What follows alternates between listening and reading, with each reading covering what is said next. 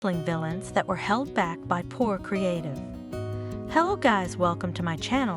I am Elena. Have a nice day. For the latest news update, please subscribe the channel and press the bell icon. Every wrestling heel hopes to become an all-time great villain with impressive storylines and character development. Names like Edge, Roddy Piper, Chris Jericho, and Roman Reigns show how a villain can become such a huge part of a wrestling show. Unfortunately, not everyone hoping to find that success will have things working in their favor. Wrestlers are tasked with trusting the company to book their characters well enough to get over. Bad creative can easily cause even a talented performer to look bad to the audience and cause failure. Certain names stand out as running into this issue, holding them back from their full potential. The following great villains were held by poor creative in wrestling.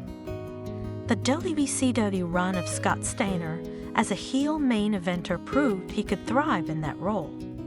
Steiner won the WCW Championship and had huge anticipation for his WWE return in 2002 due to the WCW heel success.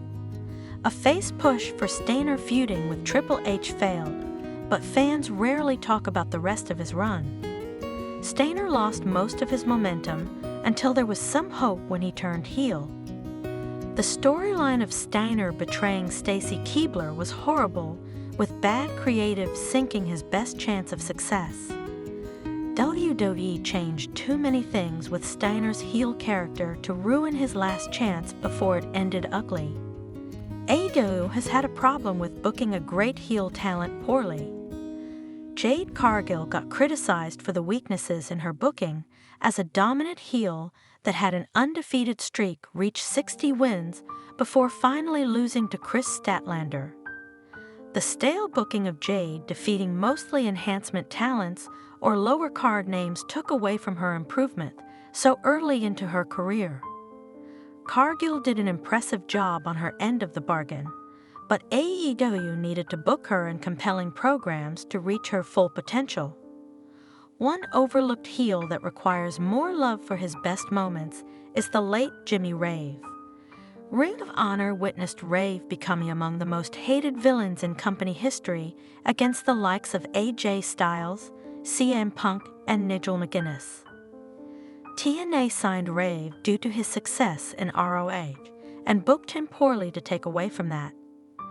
Rave was in the dead-end lower card comedy act of the Rock and Rave Infection, teaming with Lance Archer and Christy Hemme, ruining his best chance at success in a bigger promotion. Many fans forget or have no idea that Don Callis was in WWE during the 1990s.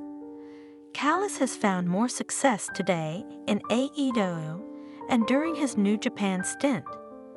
Even the ECW run as Cyrus the Virus created a stronger legacy than his WWE character of the Jackal. Callis barely got to showcase his charisma as a manager for the horribly booked Truth Commission faction. WWE couldn't find the ideal role for Callis and suffered for that by having him never find a groove in the company despite having that much talent. An underrated heel stint for a WWE talent featured Gregory Helms playing a villain in the mid-2000s once the Hurricane gimmick ended. WWE started Helms off in a horrible program feuding with Jerry Lawler that just made the new heel look weak.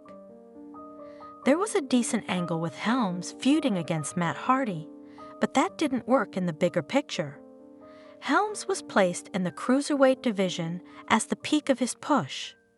Unfortunately, that prevented him from accomplishing more with the lowered ceiling. WWE treats The Miz like a respected all-time heel, but the various pushes of his career often featured some flawed booking. Miz winning the WWE Championship should have been a stepping stone to being a consistent main eventer. However, WWE booked him as a secondary performer to The Rock and John Cena's feud.